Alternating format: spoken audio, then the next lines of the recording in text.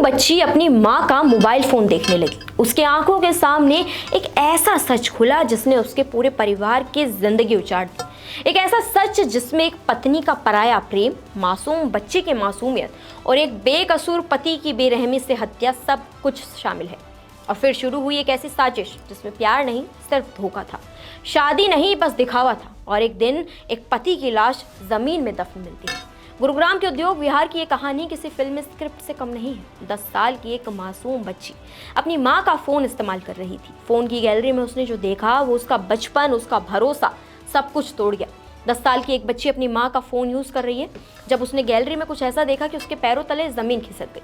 माँ एक अजनबी मर्द के साथ अश्लील हरकतों में लिप्त थी और ये मर्द कोई और नहीं, उसके पिता का करीबी दोस्त रविंद्र था, जिसे बच्ची चाचा कहकर पुकारती थी। वही उसकी माँ का प्रेमी बन चुका था। बच्ची डर के बावजूद ये वीडियो अपने पिता विक्रम को दिखाती है।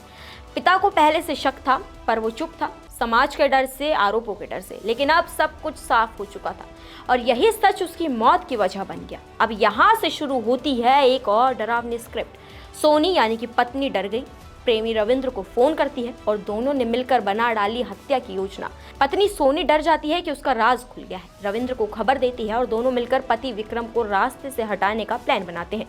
27 जुलाई को जब विक्रम ऑफिस से बाहर निकलता है, उसका अपहरण कर लिया जाता है और फिर हत्या कर दी जाती है। लाश को दफनाने के लिए रविंद्र अपने चाचा की मदद लेता है। मजदूर बुलाए जाते हैं और विक्रम को जमीन के नीचे दफना दिया जाता है। इस बीच पत्नी सोनी बड़ी चालाकी से पुलिस में शिकायत दर्ज कराती है कि उसका पति लापता है। 2 दिन बाद वो प्रेमी रविंद्र पर रेप का केस भी दर्ज करवा देती है ताकि शक हट जाए। लेकिन पुलिस को शक हो चुका होता है। पुलिस समझ चुकी थी कि यह महिला कोई मासूम नहीं बल्कि मास्टरमाइंड है और फिर परत दर परत इस केस की परतें खुलने लगती है। इसमें गुरुग्राम पुलिस को एक महिला के द्वारा अपने पति को गुम होने के बारे में एक शिकायत फाइल की गई थी। तो लेटर ऑन महिला के द्वारा 2-3 दिन बाद एक अन्य शिकायत पुलिस को दी गई और उसके द्वारा एक व्यक्ति को बाई नेम करवाते हुए एक एफआईआर रजिस्टर कराएगी कि उसके पति के किसी जानकार दोस्त के द्वारा उसके साथ एक रेप की घटना को अंजाम दिया गया है। तो पुलिस के द्वारा दोनों ही मामलों में एफआईआर रजिस्टर कर ली गई थी। तो इसमें पुलिस के द्वारा जो गुमशुदा व्यक्ति था उसकी तलाश स्टार्ट की गई। तो जिस व्यक्ति को महिला के द्वारा बाई नेम करवाया गया था, सबसे पहले रविंद्र उस व्यक्ति का नाम था, उसको हिरासत में लेकर के घटना के बारे में पूछताछ की गई। उसके द्वारा एक्सेप्ट किया गया कि उसने जो वो गुमशुदा व्यक्ति था उसकी अपने कुछ अन्य दोस्तों के साथ मिलकर के हत्या कर दी है और हत्या के बाद उसके शव को कहीं छिपा दिया है। पुलिस के द्वारा इन्वेस्टिगेशन करते हुए इसमें रविंद्र के साथ साथ 2 अन्य व्यक्तियों को भी अरेस्ट किया गया था, जिनकी पहचान मनीष और जो फरियाद के रूप में हुई थी। ये तीनों ही एक्यूज मेरठ के अलग अलग जिलों में। रविंद्र को जब हिरासत में लिया गया तो वो टूट गया। उसने सब कबूल कर लिया, प्रेम संबंध, मर्डर की साजिश और सोनी का पूरा प्लान। उसने बताया कि सोनी ने उसके खिलाफ झूठा केस दर्ज कराया ताकि वो 6 महीने जेल में रहे और तब तक वो खुद को मासूम साबित कर सके। घटनाक्रम में ये खुलासा पुलिस के द्वारा किया गया है कि ये जो सोनी देवी थी, जिसके द्वारा की अपने पति की गुमशुदगी की और एक रेप के एफआईआर से कराई गई थी, इसके तथा जो मेन एक्यूज था रविंद्र, इन दोनों के बीच में कुछ इलिसिट रिलेशन थे और इन्हीं मोमेंट्स का इन्होंने एक वीडियो अपने फ़ोन में कैप्चर किया हुआ था।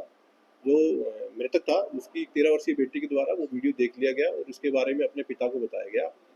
इसी बात का इन दोनों को पता लग गया तो इन्होंने बेसिकली गूगल से और यूट्यूब से सर्च करके इस हत्या की वारदात को का एक तरीका था उन्होंने सर्च किया और इसको इम्प्लीमेंट करते हुए इन्होंने इस व्यक्ति की हत्या करके इसके शव को दफना दिया था।